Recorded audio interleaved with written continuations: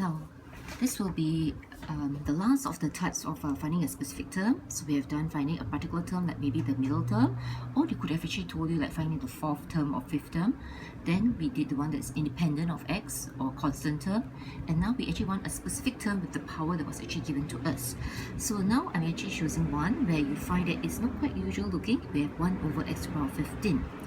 Now, since this one here is actually a reciprocal term, I can actually rewrite out that this is actually the term x to the power of negative 15. They are the same, alright?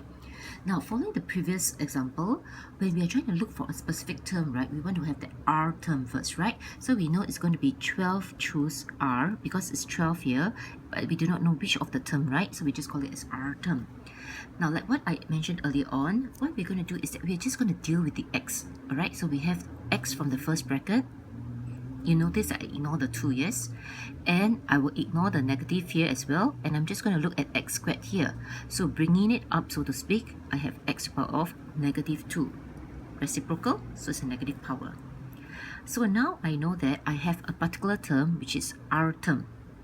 Do not know which one? This is r. Maximum power is 12. So I have 12 minus r here. And basically what I have is that I want to equate it to the term that they want me to have, right? So since this was a reciprocal, I can write it as x to the power negative 15. So in other words, this is what is going to be on the right hand side. Okay, now using the law of the indices, for the first bracket, no difference. I'll just have 12 minus r. For the second one, negative 2 times r will give me negative 2r. Again, using law of the indices, when this is a multiply, I could actually add up the powers together. So I'll have x to the power 12 minus 3r equals to x to the power negative 15. Same base, so I equate the exponent. So I will have 12 minus 3r equals to negative 15. Alright, so what we're going to do is that we're going to solve for r. So I have 3r equals to 12 plus 15. So I have 3r equals to 27. So r is equals to 9.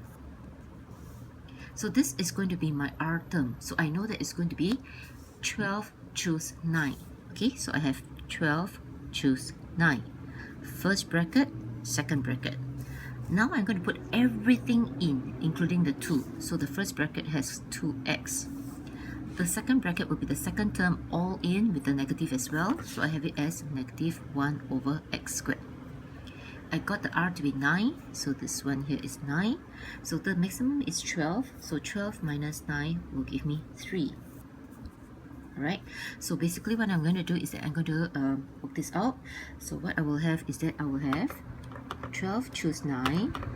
Using your calculator, this will give me 220.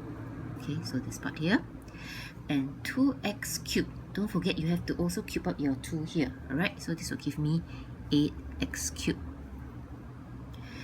And this one here is a negative, so this is odd power, so which means I will still end up with a negative term. So I have negative 1 over x to the power of 18. Alright, so as you can see here, I have 220, I have 8, and I have negative 1. So when I multiply all of this together, I'll be able to get negative 1760.